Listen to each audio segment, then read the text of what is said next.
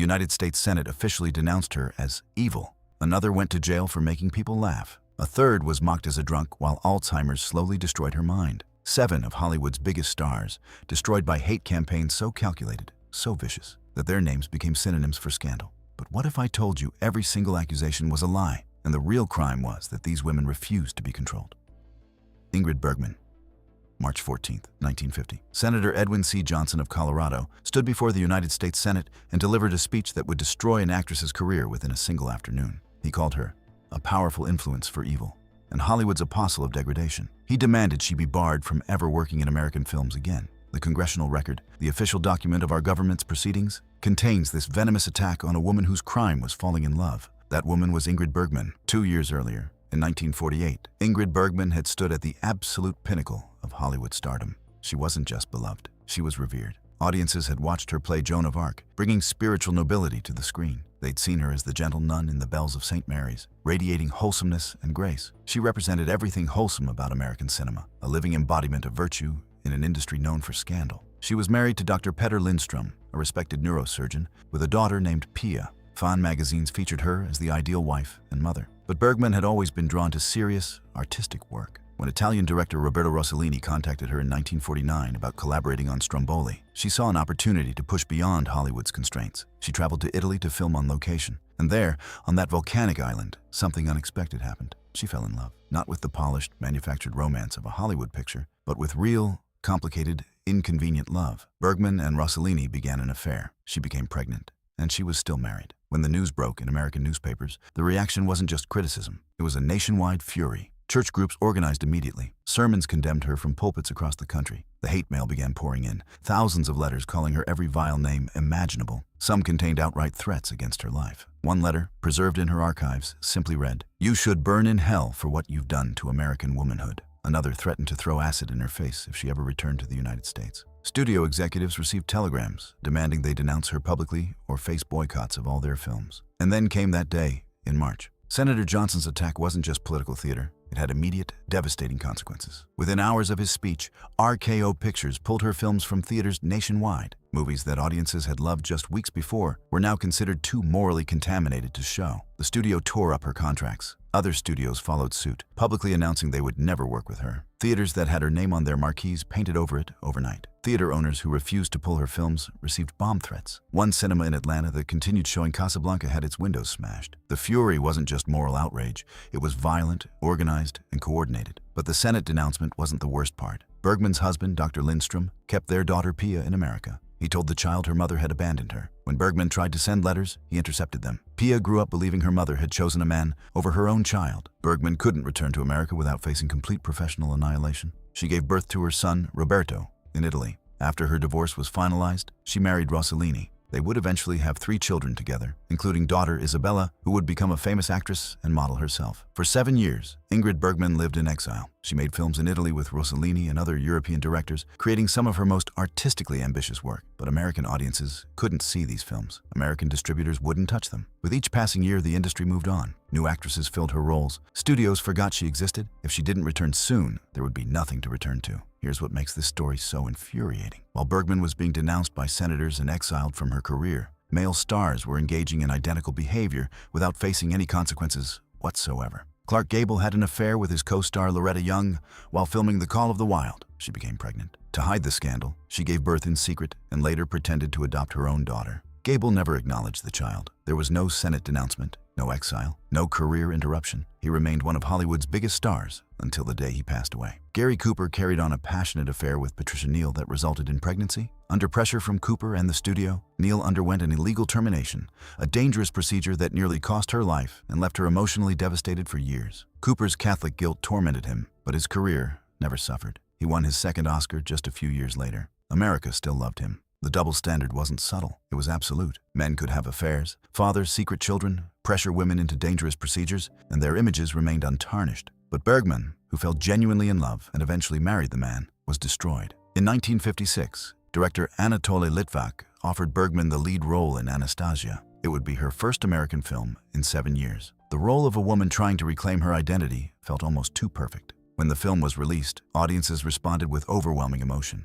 They had missed her. The box office numbers proved it. The film was a massive hit. At the Academy Awards in 1957, Bergman won her second Oscar for Best Actress. She couldn't attend the ceremony. She was still in Europe. But Cary Grant accepted on her behalf to thunderous applause. When Bergman finally appeared at the Academy Awards ceremony in 1959, she received a standing ovation that lasted for several minutes. The woman they had crucified a decade earlier was being welcomed home. The applause wasn't just appreciation. It was America's apology, delivered too late for 7 years of cruelty. Friends said she wept in her dressing room for an hour afterward, finally allowing herself to feel the weight of those 7 years of exile. But those years couldn't be returned to her. The time lost with her daughter Pia, who had remained in America with her father. The projects she couldn't make. The humiliation of being called evil by her own government. The woman who played Joan of Arc had been burned at the stake by her own country. And like Joan, she was vindicated too late. The reunion with Pia came years later, when her daughter was already a young woman. They met in Paris, strangers trying to rebuild what had been stolen from them. Pia later described walking into the hotel room and seeing her mother for the first time in over a decade.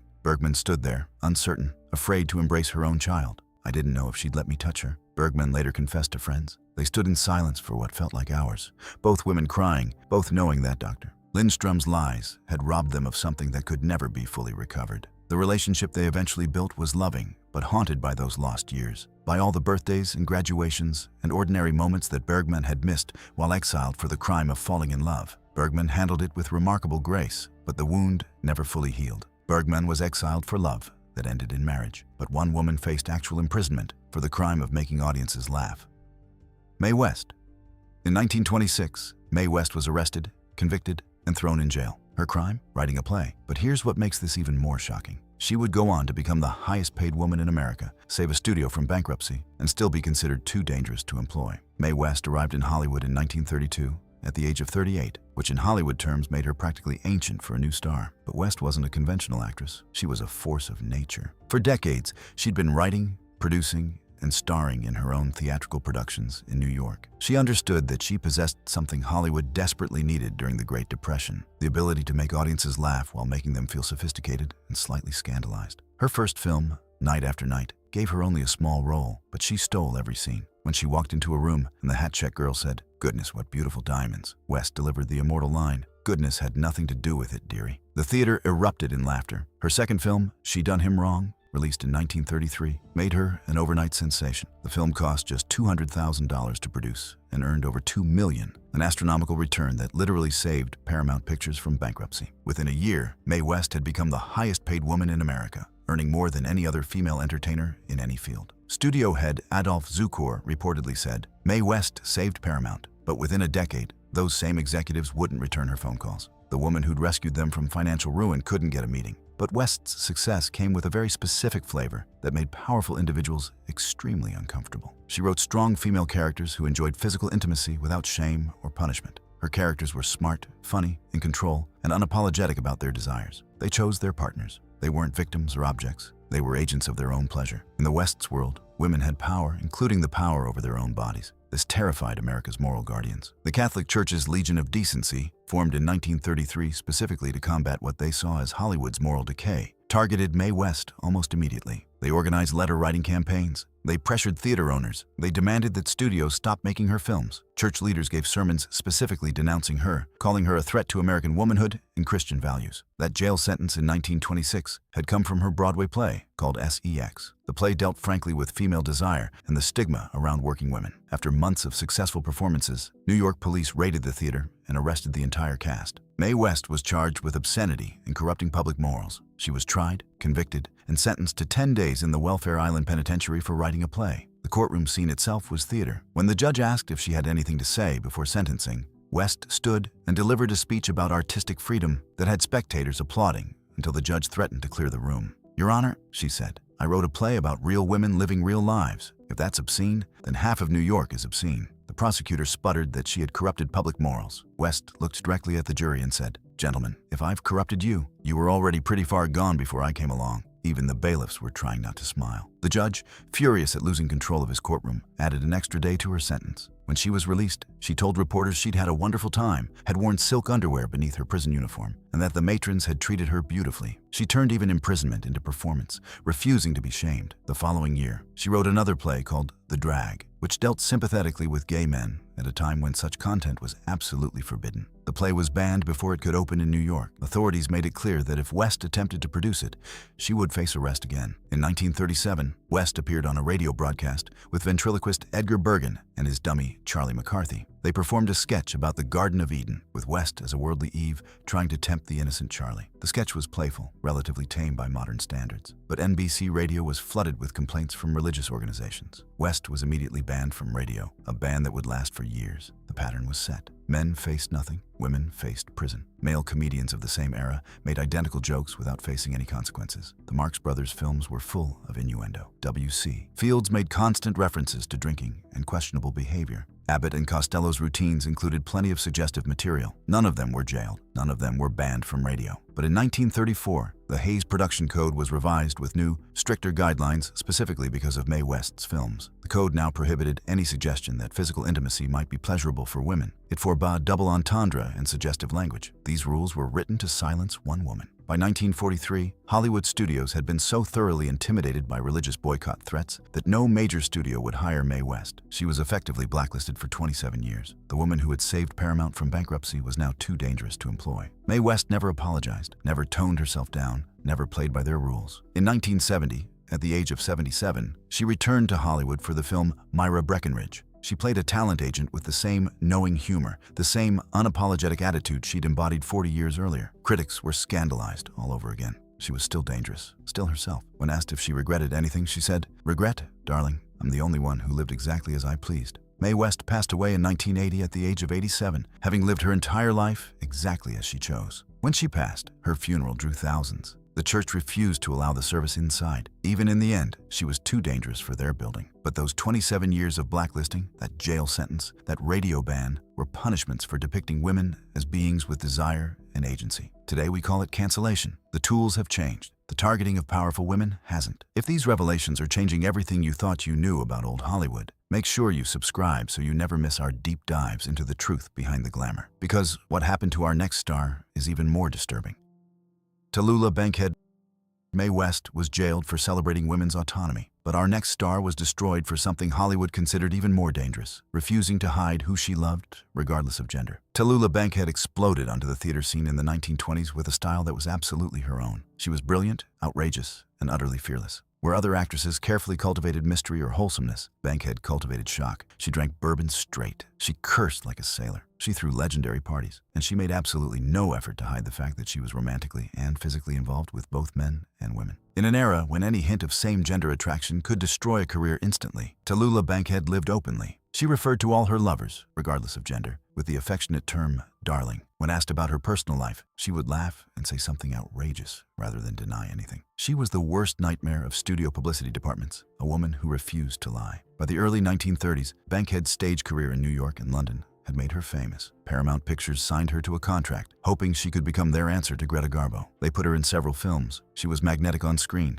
but there was a problem. Bankhead couldn't be controlled. She showed up to interviews and said whatever she wanted. She hosted parties where the guest list included people the studios wanted kept far away from their stars. And she absolutely refused to pretend to be interested in marrying a nice man and settling down. The complaints began almost immediately. Catholic organizations wrote letters to Paramount demanding they terminate Bankhead's contract. They called her a degenerate, a pervert, and a moral threat to American youth. The letters used language so vicious, it's shocking to read even today. Church groups organized, threatening boycotts not just of Bankhead's films, but of any Paramount picture if the studio continued employing her. In 1932, after intense pressure, Paramount declined to renew Tallulah Bankhead's contract. The official reason given was that her films weren't profitable enough. The real reason was that the studio couldn't afford the religious boycotts. Bankhead was too honest, too openly herself, too unwilling to play the game. But it got worse. The Federal Bureau of Investigation opened a file on Tallulah Bankhead. Same-gender romantic involvement was considered both moral turpitude and a threat to national security. The FBI file on Bankhead, released decades later under the Freedom of Information Act, documents their investigation into her personal relationships, who she was seen with, what kind of gatherings she hosted. The government was spying on an actress because of who she loved. Throughout the 1930s and 1940s, Tallulah Bankhead was essentially blacklisted from major Hollywood productions. She could get work on Broadway, where theater had always been slightly more accepting of unconventional individuals. She appeared in occasional low-budget films. She did radio work until religious groups protested that too. The cruelty of this persecution becomes even clearer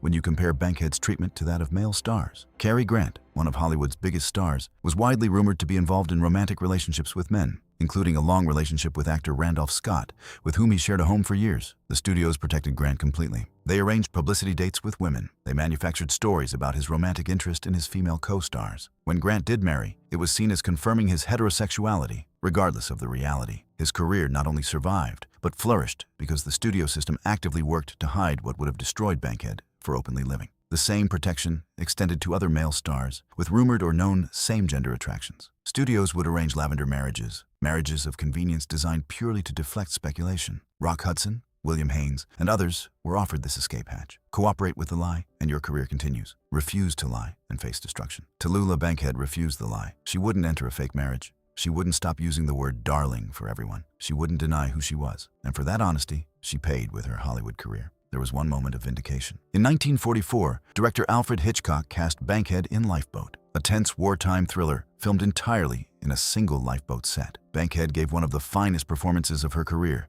earning an Oscar nomination. Critics praised her brilliantly. For a moment, it seemed her talent would finally overcome the prejudice, but it didn't last. After Lifeboat, she returned to being persona non grata in Hollywood. She continued working in theater, where she became legendary for her performances in plays like The Little Foxes. But the film career that should have made her as iconic as Bette Davis or Katharine Hepburn never materialized. Those actresses, equally talented but willing to hide their personal lives more carefully, became legends. Bankhead became a footnote, remembered more for being outrageous than for being brilliant. The tragedy of Tallulah Bankhead isn't just what she lost, it's what we lost. How many great performances were never filmed because she was blacklisted? How many roles that would have been perfect for her went to other actresses because studios were too afraid of protest letters? She should have been one of the greatest screen actresses of her generation. Instead, she became a cautionary tale about the price of honesty. Tallulah Bankhead passed away in 1968 at the age of 66. Her Hollywood potential never fully realized, but she never compromised, never apologized, never pretended to be someone she wasn't. In an industry built on beautiful lies, she insisted on being authentically herself, and they punished her for it. Tallulah Bankhead was destroyed for refusing to hide who she loved. But our next star faced a different kind of hatred,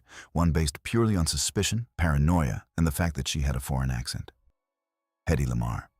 She was a genius. They called her a traitor. Hollywood has always had a complicated relationship with foreign-born talent. In the 1930s and early 1940s, European accents added exotic glamour to the screen. But after December 7, 1941, when Japanese forces attacked Pearl Harbor and America entered the Second World War, everything changed overnight. Suddenly, foreign accents didn't sound glamorous. They sounded suspicious. Hedy Lamarr was born Hedwig Kiesler in Vienna, Austria, in 1914. She had been a successful actress in European films before fleeing to America in 1937. She was running from her first husband, Friedrich Mandl, a wealthy munitions manufacturer who had business dealings with fascist leaders, including Benito Mussolini and Adolf Hitler. The marriage had been oppressive and frightening. Lamarr disguised herself as a maid and escaped, eventually making her way to London and then to America. Metro-Goldwyn-Mayer signed her and changed her name from Hedwig Kiesler to Hedy Lamarr, a reference to the silent film star Barbara Lamarr. The studio marketed her as the most beautiful woman in the world. Her early Hollywood films, including Algiers and Boomtown, made her a major star. But after Pearl Harbor, everything about Hedy Lamarr's background suddenly became problematic. She was Austrian. Austria had been annexed by Germany in 1938 and was now part of the Third Reich. Her ex-husband had sold weapons to the Axis powers. These facts, combined with her accent, made her immediately suspect in the paranoid wartime atmosphere. The FBI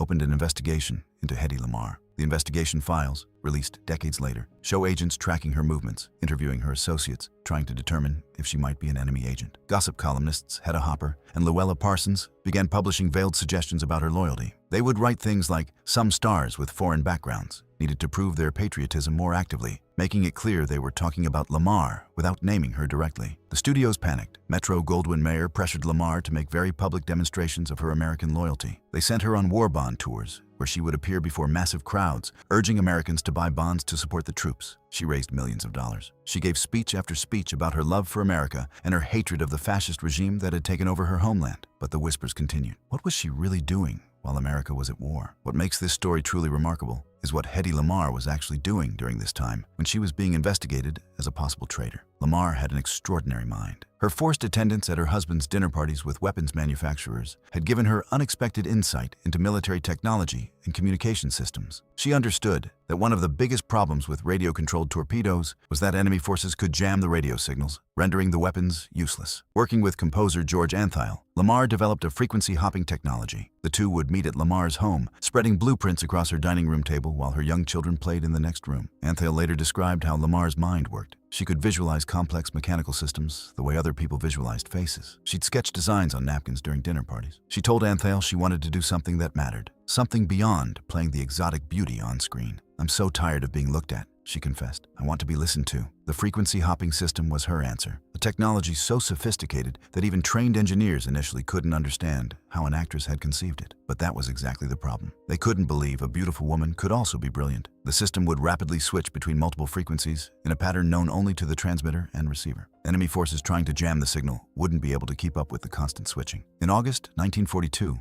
Lamarr and Antheil received United States patent number 2,292,387 for their invention. They offered it to the United States Navy for free, hoping it would help win the war. The Navy rejected it. The official response suggested that Lamarr should help the war effort by continuing to sell war bonds, not by trying to contribute technical innovations. The implicit message was clear. "You're a beautiful actress, sweetheart. Leave the thinking to men." The Navy rejection wasn't just bureaucratic. One admiral reportedly laughed when shown her patent, asking if the actress understood what a torpedo even was. Another called it a cute little parlor trick and suggested she stick to what she knew, looking beautiful on camera, that invention she was mocked for. The technology Hedy Lamarr invented during the Second World War would eventually become the foundation for Wi-Fi, Bluetooth, and GPS. The frequency hopping concept is used in countless technologies that define modern communication. The patent she and Antheil received would become one of the most important in the history of telecommunications. It's on your phone right now, but none of this was recognized during her lifetime. The patent had a 20-year term. Every day the Navy ignored it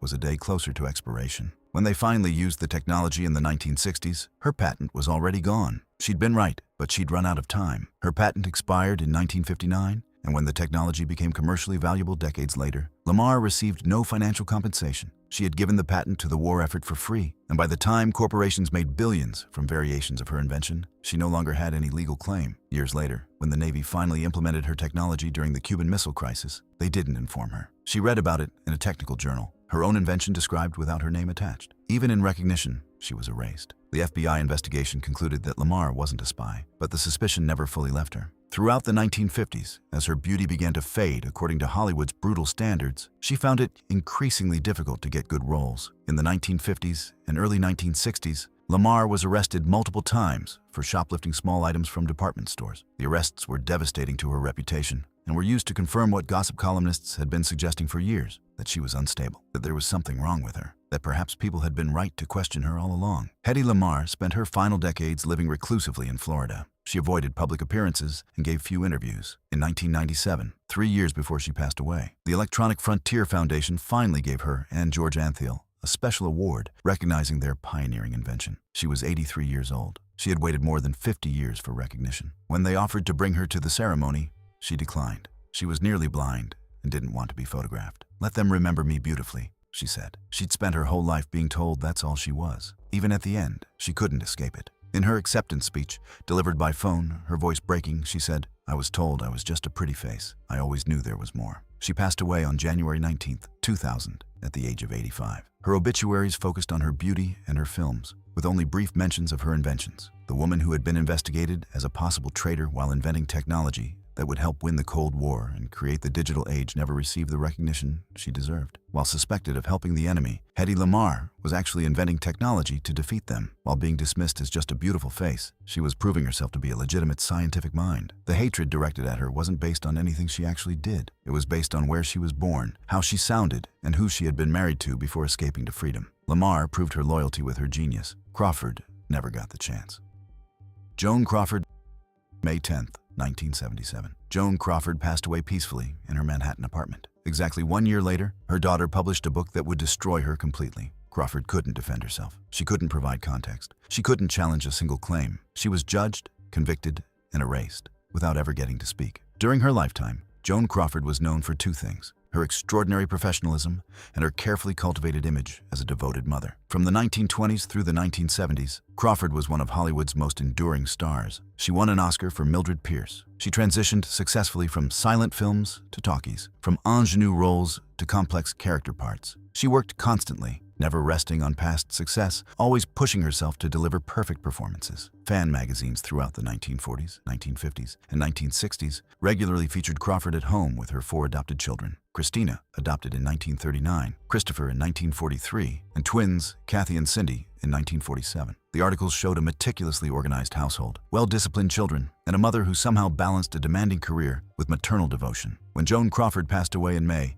1977 at the age of 73, obituaries celebrated her as one of Hollywood's great survivors. She had maintained her career across 5 decades, an almost unprecedented achievement. She appeared to leave behind an intact legacy. Then, in 1978, exactly 1 year after her mother's passing, Christina Crawford published a memoir called Mommy Dearest. The book was explosive. Christina described a childhood of systematic cruelty and mistreatment. She wrote about being beaten with wire hangers after her mother found wire hangers in her closet, which Crawford had forbidden. She described being forced to clean the bathroom with a toothbrush in the middle of the night. She detailed public humiliation, emotional manipulation, and what she characterized as alcoholic rages. Mommy Dearest became a massive bestseller. In 1981, a film adaptation starring Faye Dunaway brought Christina's story to an even wider audience. Joan Crawford's name became synonymous with abusive motherhood. Saturday Night Live did sketches. Comedians made jokes. The woman who had fought so hard to build and maintain her image had that image completely destroyed, and she wasn't alive to defend herself. But Crawford's 2 younger daughters, Kathy and Cindy, came forward publicly to dispute Christina's account. They gave interviews saying that their experience with their mother had been completely different. They described a strict but loving parent, someone who had high standards but who had never abused them. Crawford's son, Christopher, gave a more nuanced response, confirming that Crawford had been a demanding mother, but describing the incidents as far less extreme than Christina's version.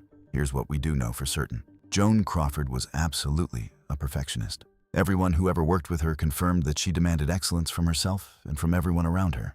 She arrived on set hours early, knew every line perfectly, and expected the same level of preparation from her co-stars and crew. Her co-stars universally described her as generous, professional, and kind to crew members. During the filming of Mildred Pierce, a young actress playing a small role froze on camera, terrified she'd ruin the take. Crawford stopped production, walked over, and spent 20 minutes coaching her through the scene. When the director tried to recast, Crawford threatened to walk off the film unless the young actress got another chance. She regularly visited crew members in the hospital, sent flowers for birthdays, and paid for the funerals of below-the-line workers who'd become friends. Cinematographers loved working with her because she'd learned every technical aspect of filmmaking and knew exactly where to hit her marks and how to light herself. She was a professional's professional, one director said. The only thing she couldn't do was make it look easy. When a grip on the set of Whatever Happened to Baby Jane suffered a heart attack, Crawford insisted production halt for the day. She visited him in the hospital every day until he recovered, even paying his medical bills anonymously. That woman existed too. Christina Crawford was specifically disinherited from her mother's will. Crawford left Christina and Christopher each just $1, effectively cutting them out of her estate while leaving substantial amounts to the younger daughters and to various friends and charities. Whatever the full story of their relationship, there was clearly deep animosity. Whether Christina exaggerated or not, Crawford's professional excellence is undeniable. Oscar winner, 50-year career. That legacy deserved better than reduction to a punchline. Here's what makes Joan Crawford's destruction particularly revealing: the gendered double standard in how we judge mothers versus fathers. Bing Crosby, one of America's most beloved entertainers, was also described by his sons as an abusive father. Gary Crosby's memoir, Going My Own Way, published in 1983, described beatings and emotional cruelty similar to what Christina Crawford alleged. 2 of Bing Crosby's sons took their own lives, yet Bing Crosby's legacy as America's crooner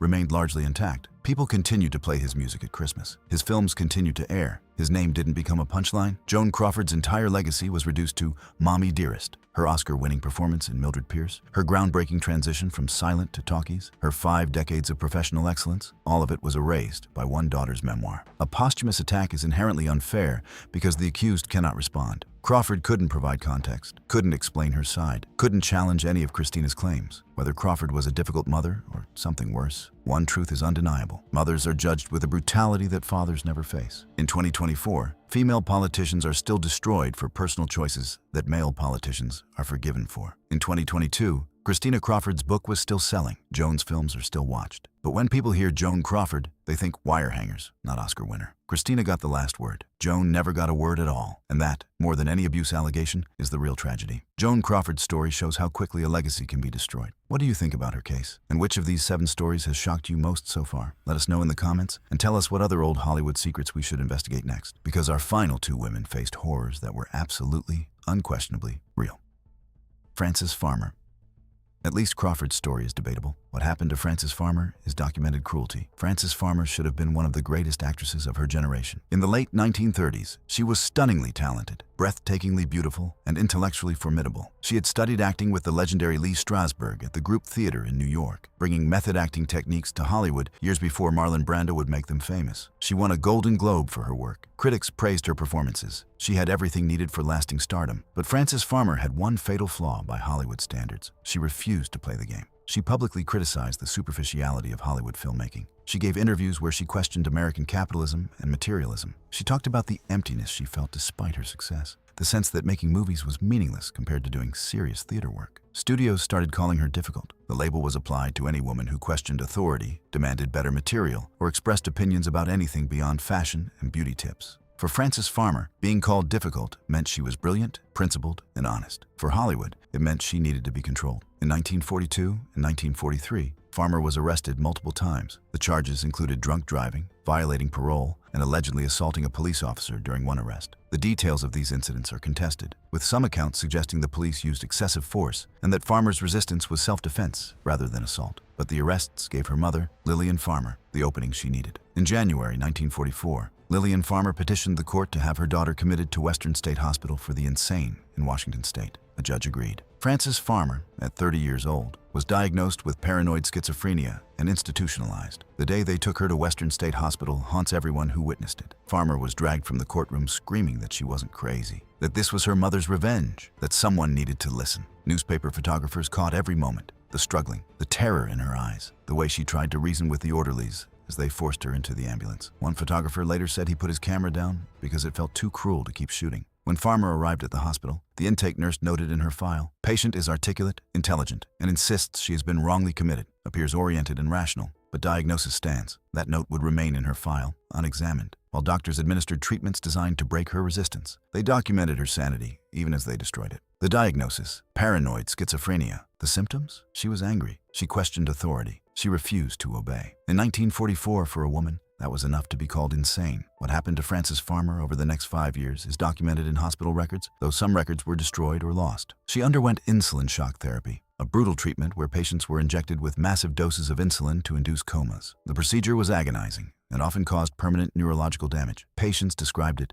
as extreme cruelty. The Farmer underwent this treatment repeatedly. Hospital orderlies later testified that they could hear her screaming from the treatment room, begging them to stop, promising she would behave if they would just let her go home. Other patients at Western State Hospital later reported seeing Farmer in the halls, her eyes vacant, walking in circles. One woman said Farmer had stopped speaking entirely for months, communicating only through written notes that read, "I'm still here, I'm still me." Hospital records suggest a transorbital lobotomy, an ice pick through the eye socket into the brain, though records are incomplete. What is absolutely certain is the insulin shock therapy, massive insulin doses inducing comas, a procedure patients described as extreme suffering. Farmer underwent this repeatedly for 5 years. What is absolutely certain is that Frances Farmer spent more than 5 years imprisoned in a psychiatric institution while her mother maintained legal guardianship and control over her finances. When Farmer was finally released in 1950, she was 36 years old, and something fundamental had changed. Friends and colleagues who saw her described someone whose fire had been extinguished, whose spirit had been broken. Her Hollywood career was completely over. No studio would hire her. She spent the remaining 20 years of her life working as a hotel clerk, occasionally appearing on local television programs in Seattle, living quietly in obscurity.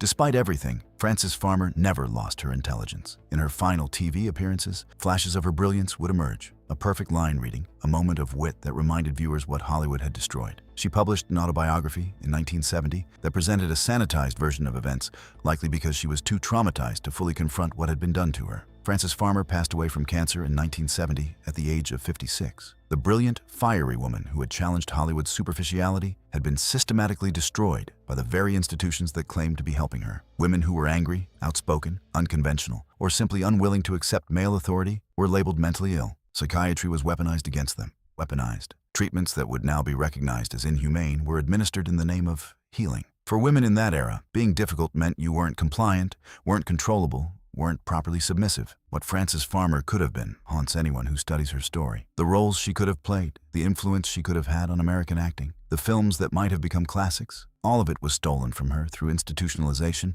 and brutal psychiatric intervention. But Frances Farmer got the last word anyway. Her story inspired laws, patients' rights protections, restrictions on involuntary commitment. The woman they broke became the reason future women couldn't be broken the same way. Today, her story is taught in psychology courses as a warning. Her name stands for every woman silenced by calling her hysterical or difficult. And now we arrive at the cruelest story of all. A woman mocked for 15 years while literally passing, her suffering mistaken for weakness, her illness interpreted as moral failure.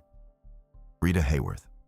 If Rita Hayworth's story has moved you, if learning the truth about these 7 women has changed how you see old Hollywood, please like this video and share it with someone who loves classic films. These stars deserve to have their real stories told, not the lies that destroyed them. Rita Hayworth was known as the Love Goddess. During the Second World War, her image was the most popular pinup among American servicemen. 5 million copies of a Life magazine photograph showing her kneeling on a bed in a silk nightgown were printed and distributed. She represented an ideal of American beauty and glamour. Her performance in the 1946 film Gilda created one of cinema's most iconic characters, a woman who was confident, powerful, and intensely desirable. The irony is that Hayworth hated playing Gilda. During the filming of the famous Put the Blame on Mame number, where she performed one of cinema's most iconic striptease scenes, she would cry between takes. Director Charles Vidor would call cut, and Hayworth would retreat to her dressing room, shaking. "They're not filming me," she told her makeup artist. "They're filming this thing they've created, this thing that isn't real." But when the cameras rolled, she transformed. But Rita Hayworth famously said, "They go to bed with Gilda and wake up with me." She understood better than almost anyone the gap between the manufactured image and the real person. She had lived that gap her entire life. She was born Margarita Carmen Cancino in 1918. Her father was a Spanish dancer.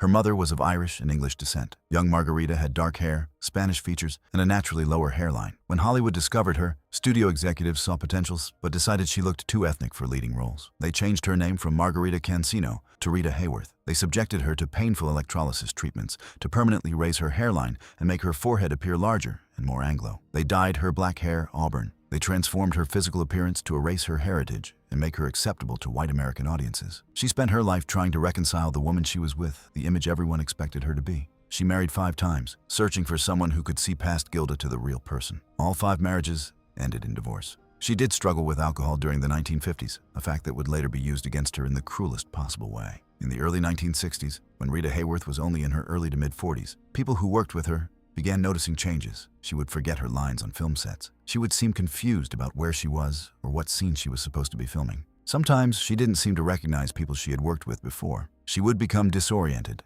unable to complete simple tasks that should have been automatic for someone with her experience. On one film set in the early 60s, Hayworth forgot she'd already done a scene. When the director gently reminded her, she locked herself in her dressing room and wept for hours. The crew could hear her saying over and over, "What's happening to me? What's happening to me?" The film industry's response was immediate and merciless. Directors began refusing to work with her, saying she showed up intoxicated and couldn't remember her lines. Gossip columnists, particularly Hedy Lamarr, wrote cruel articles about the former goddess who couldn't handle aging gracefully and was drowning herself in alcohol. The narrative became that Rita Hayworth was a washed-up beauty who couldn't accept that her time had passed, who was destroying herself with drinking and desperately clinging to past glory. Studios dropped her completely, declaring her uninsurable and unreliable. The woman who had once commanded top billing and enormous salaries couldn't get hired for even supporting roles. Fan magazines that had once celebrated her now ran pitying or contemptuous articles about her decline. She had done this to herself, people said. She couldn't handle success. She couldn't age with dignity. It was all her own fault. But here's the cruelest detail. Rita knew something was wrong. She begged her doctors to help her. They prescribed psychiatric medication for anxiety and attention-seeking. She spent years knowing her mind was failing while everyone told her she was just drunk. This went on for 15 to 20 years. For nearly 2 decades, Rita Hayworth was publicly mocked, dismissed,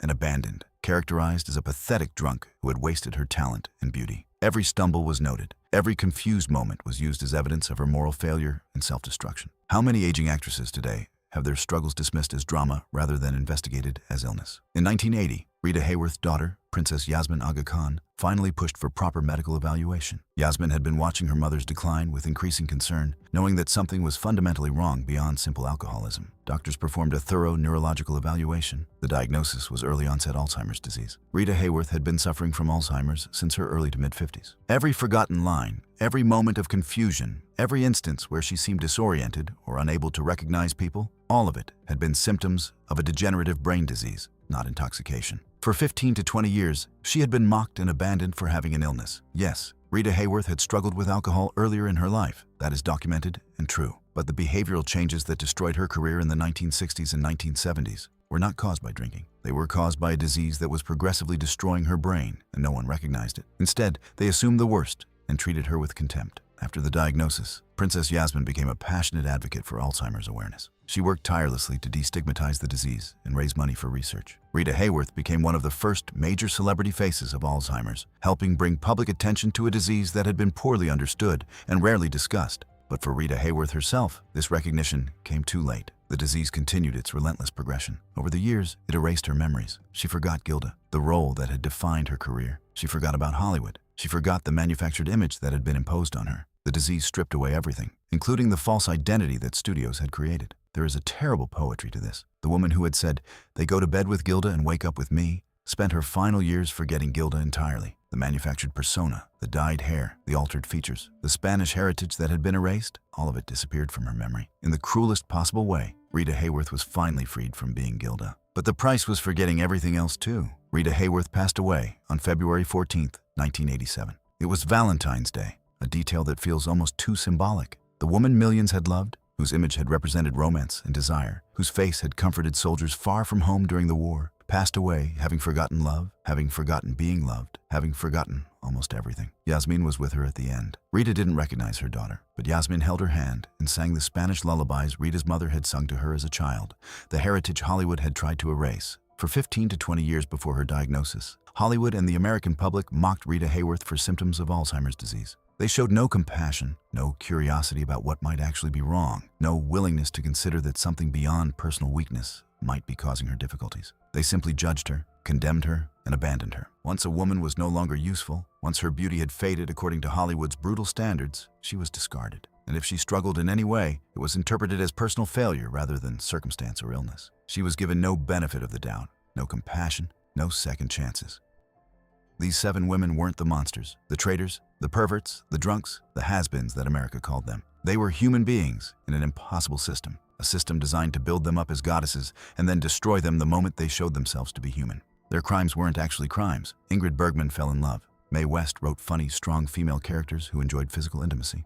Tallulah Bankhead loved who she wanted. Hedy Lamarr was foreign and brilliant. Joan Crawford may have been a demanding mother, but she was judged far more harshly than any father. Frances Farmer was outspoken and angry. Rita Hayworth got sick and old. The real crime was the system itself, a system that demanded women be perfect, perfectly beautiful, perfectly virtuous, perfectly submissive, perfectly ageless, perfectly silent about their own oppression. When they failed to meet these impossible standards, when they revealed themselves to be human, flawed, complex, the machinery of hatred activated.